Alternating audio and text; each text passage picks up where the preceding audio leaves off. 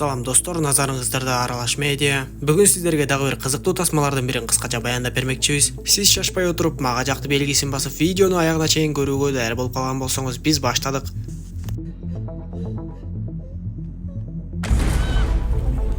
Тасманын башында эле бир кыз караңгылыкта телефонун кармап ыйлап отурганын көрөбүз. Ал жогору жакты карап кыйкырып жардам сурап жатты. Бирок көп өтпөй эле аны караңгылыктан бир нерсе сүйрөп кетет. Кийинки көрүнүштө болсо бассейндердин биринде эс алып жүргөн досторду көрөбүз. Алар бул өлкөгө эс алганы келишип, ошол эле жерден алар Матиас деген бала менен да таанышып калышат. Алар Матиастен сен дагы эс алып жүрөсүңбү деп сурашканда, Матиас бул жака агасын издеп келгенин айтат. Көрсө анын агасы өзүнүн сүйлөшкөн кызы менен байыркы руиндерди изилдөө үчүн ошол өлкөгө кайсы бир храмдардын бирине кеткен экен. Матиас аларга руиндер жөнүндө да айтып, Америкадагы байыркы индеецтер өтө чоң эмес пирамидаларды курушкан. Азыркы коомчулукка руиндер өтө деле көп белгилүү эмес болгондуктан, соц тармактарда жана башка жерлерде руиндер жөнүндө маалымат деле таппайсың. Аларга азыркы учурда болгону археологдор гана кызыгып изилдеп жатышат деп айтып берет. Анда түгөйлөр дагы Матиастин айткандарына кызыгып калышып, биз мындайды уга элек экенбиз. Эртең биз дагы Матиас менен бирге ошол храмды барып көрүп келбейлиби, кандай дейсиңер деп кеңеше башташат. Бардыгы бир ооздон макулдугун айтышып, Матиас менен да бат эле жакын дос болуп кетиштиби айтыр, ал күнү кечке эс алышат. Эртеси эрте менен Дмитрий Токойдун арасында адашып кетпейли деп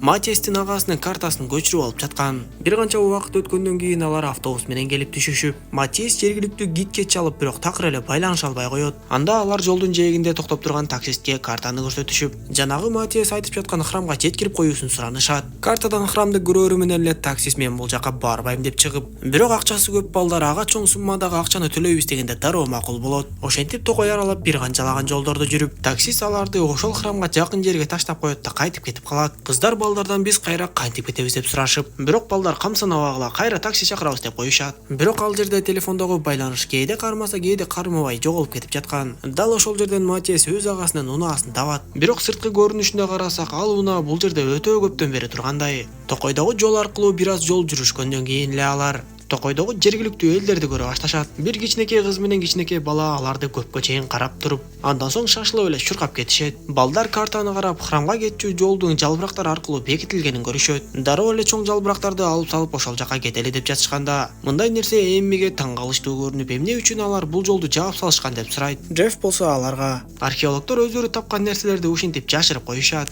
Качан толук изилдеп бүткөндөн кийин гана коомчулукка жарыялайт деп айтып берет. Ошол жол аркылуу жүрүп отурушуп алар бат эле храмдын жээгине келип калышып, храмдын эң үстүндө кимдир бирөөлөрдүн алачыктары жайгашканын көрүшөт. Эми гана ошол храмдын үстүнө чыгалы деп башташканда, арттан 2-3 атчан адамдар чаап келип түшүшөт. Аттары эмнегедир эле үркөнчөөк болуп жаткандыктан аттарын кое беришип, жергиликтүү адамдар кайсы тилде экени белгисиз айтор бир нерсе деп эле кыйкыра башташат.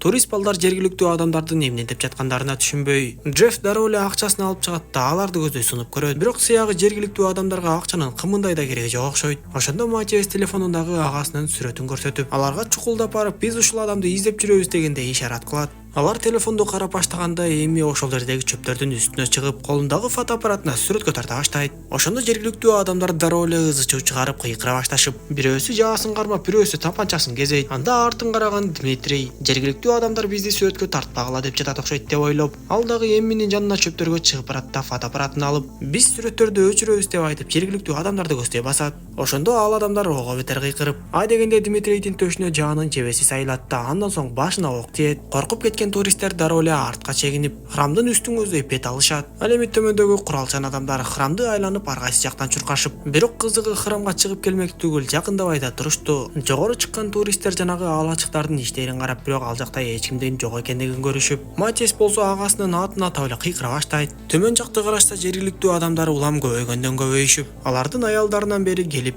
бул жерге бир топко чейин отурушчудай болуп эле жайгаша башташат. Балдар деги эмне болуп кеткенине түшүнө алышпай, телефондору менен чалганга аракет кылып, бирок бул жерде такыр эле байланыш кармабай калыптыр. Ошондо Матиас чөптүн арасынан бир бут кийимди байкап, чөптөрдү жулмалап ачып көрүп эле ал жактан агасынын өлүк денесин табат. Ошондон кийин ал бир топко чейин эсине келе албай кайгырып отуруп, Джефф болсо ал жердегилерге биз түнү окумга чейин күтүп туралы, биз жайгашкан мейманкана биздин жок экенибизди көрүп полицияларга кабарлайт деп айтат. Кызыгы дал ошол учурда телефондун чырылдаган үнү угулуп, храмдын так ортосунда төмөнгө түшүүчү жол бар болчу. Бул менин агам Генрихтин телефону болчу, ага бирөө чалып жатат окшойт деп айтып, дароо эле караңгы жактан ал телефонду алып чыгуу үчүн төмөнгө түшүп жөнөйт. Балдар аны акырындан аркан менен төмөнгө түшүрө башташканда, Аркандын бир жери чирип үзүлгөнү калганын көрүшөт да, коркуп кетип кайра өйдө көтөрө башташат. Так ошондо аркан туруштук бере албай үзүлүп кетет да. Матиас караңгы туңгуюкка түшүп кетти. Ага кыйкырып көрүшүп бирок эч кандай жооп ала алышпагандыктан төмөн жака Стейсини түшүрө башташат. Анткени кыздар балдарга караганда жеңилирээк болуп, балдар болсо арканды күч менен тартып чыгышмак. Бир топ түшүп барган Стейси дагы эле жерге жете элек экендигин айтат. Бирок бул кезде аркандын узундугу түгөнүп калган болчу. Анда Стейси бир аз ылдыйраактан Матиастин денесин көрүп, ошол жерден секирип түшкөндө бутуна айнек сайылып жарадар. Бул кезде Матиас тирүү болуп, бирок белинен ылдый эч нерсесин сезбей жаткандыгын айтат. Мындайча айтканда ал толугу менен кыймылдай албай калган. Ошол учурда Эми ызы чууга түшүп, храмдан түшүп келет да элдердин тилин түшүнбөсө да алардан жардам сурай баштайт. Бирок элдер аны жакындатпай куралдарын такап турушту. Артынан чуркап түшүп келген Джефф Эмини алып кеткенге аракет кылып, бирок Эми ачууланып жатып чөпкө жыгылып кетет. Ошондо элдер дагы кыйкырып агрессияга алдыра башташты. Эми ыйлап, "Деги силер эмнени көздөп жатасыңар?" деп кыйкырып, колундагы чөптү жулуп элдерди көздөй ыргытат. Ал чөп бир балага тийип калганда калгандары андан качып, андан да коркунучтуусу бир адам баланы дароо эле атып өлтүрөт. Джефф менен Эми артка кайтып, кечке чейин тиги жергиликтүү адамдар деги эмнени каалап жатышкандарын биле албай турушту. Бул кезде Стейси менен Матиас дагы эле төмөн жакта болчу. Караңгы жактардан кандайдыр бир телефондун шыңгыраган үнү чыгып эле. Бирок Стейси телефондун кайсыл жакта экенин таакыр биле албай коет. Анан да караңгы туңгуюк жерлерди аралап басуудан абдан коркуп турду. Акыры балдар аркандарды уулаштырып отуруп, атайын Матиасти көтөрүп чыкканга тактаны да жасап бүтүшүп, Стейсиге жардам берсин деп Эмини кошо төмөнгө түшүрүшөт. Такыр кыймылдай албай калган Матиастин денеси абдан ооруп жатса дагы айла жок аны жогору көтөрүп чыгышып, Джефф бардыгын буйрса эртең бизди издеп таап келишет деп тынчтандырат. Эрик болсо генераторду айландырып жатып, жарыкты күйгүзүп, жанагы кыймылдай албай жаткан Матиастин үстүн жылуулап жабышат. Анткени түнкүсүн бул жерде өтө эле тез муздай баштайт экен. Эми болсо Стейсинин жарадар болгон бутунду аралап берет. Ошентип таң да атып,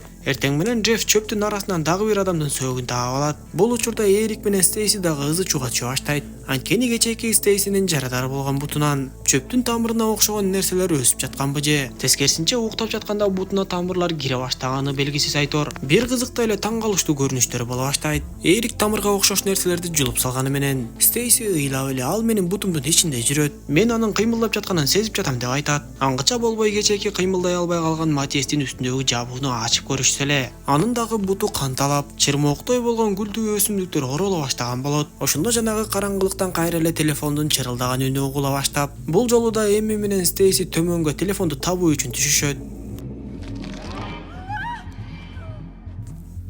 Алар колдоруна от кармап, үндүн кайсыл жактан чыгып жатканын тапканга аракет кылышып, башка бөлүктөргө өтүп барышып, өлүп жаткан кыздын колундагы телефонду табышат. Бирок ал телефон талкаланып калыптыр. Ошондо телефондун чырылдаганы дагы башка жактан угула баштап, көрсө жанагы чырмоок чөптөрдүн гүлдөрүнөн шыңгырап эле кандайдыр бир үндөр чыгып жаткан болот. Дароо эле чырмоок чөптөр кыймылга келген сыяктуу болуп, кыздарды өздөрүнө ооруп алайын деп калганда, кыздар болушунча качып храмдын жогору жагына чыгып кеткенге мүмкүн болот. Эми гана алар маселе таң калыштуу чөптөрдө экенин толук түшүнүшүп, качып кетели десе тигил жактагы жергиликтүү адамдар аларды кое бербей жаткандыктан, бизди куткарууга полициялар келип калар деген үмүт менен ошол жерде тургандан башка айлалары жок болуп калат. Тамак аш дагы өтө аз өлчөмдө калды. Матиастин жагдайы болсо барган сайын начарлап баратат. Джефф дарыгерликке окуп жаткандыктан Матиастин абалы мындан ары кандай болоорун божомолдоп, эгер тезирээк анын буттарын кесип салбасак, ал көп узабай эле өлүп калат деп айтат. Анын буттарын кантип кесебиз деп эч кимиси макул болбой жатышса, Матиас кыйналып кеткендигин айтып, буттарын кесүүгө өзү макулдугун берет. Ошентип алып урушуп жатышып Матиастин бутун кесишип, Джефф ысык темир менен анын буттарын басат. Ошондо Матиастин дээрлик эттери калбай сөөктөрү эле калган кесилген буттарына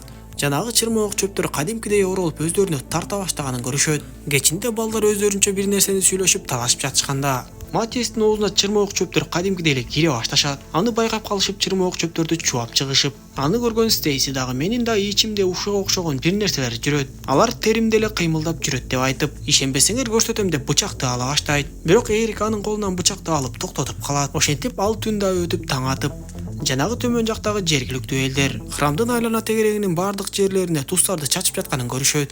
Сыягы жергиликтүү эл илгертеден эле бул храмдагы жаман нерсени билишет окшойт. Жана ар дайым бул жерге жолобогонго аракет кылышат. Балдар жакшылап байкап көрүшсө, бул храмда келемиш сымал жаныбарлар, керек болсо курт кумурскалар дагы таптакыр эле жок экен. Ошол күнү таң эрте эле Стейси такыр чыдай албай калганын айтып, денесин балдарга көрсөткөндө чындап эле анын терисинин ичинде тамырга окшогон нерселер кыймылдап жүргөнүн байкашат. Джефф дароо эле Стейсинин бутун колдун жана жонун тилип соймоңдоп жүргөн мите курттарга окшош нерсени чуап чыгат. Бирок иш ошону менен эле бүтүп калган жок. Стейси менин ичимде дагы эле бир нерселер кыймылдап жатат деп айтып, бир кезде балдар анын так эле чекесинен тамырдын кыймылдап кеткенин байкашат. Сыягы бул чырмоок чөптөр тирүү организмдер байтор. Адамга шундуктуудай инфекцияларды жогузуп, мите курттар сымал эле дененин ар кайсы жерлерине тарап кетишет экен. Дагы бир аз убакыт өткөндөн кийин Стейси өтө чыңалган абалга келип, эч кимди укпай эле ызы чуу чыгарып, бычакты алып эле денелерин кескилеп, мите куртка окшогон нерселерди сууруп чыга баштайт. Балдар аны токтотконго аракет кылганда, Стейси Джеффти жарадарлап, эрикти болсо так эле жүрөк тушка сайып өлтүрүп салат. Анда Джефф такыр айла калбай калгандыгын түшүнүп, ошол жерден Стейсини өз колдору менен өлтүрүп,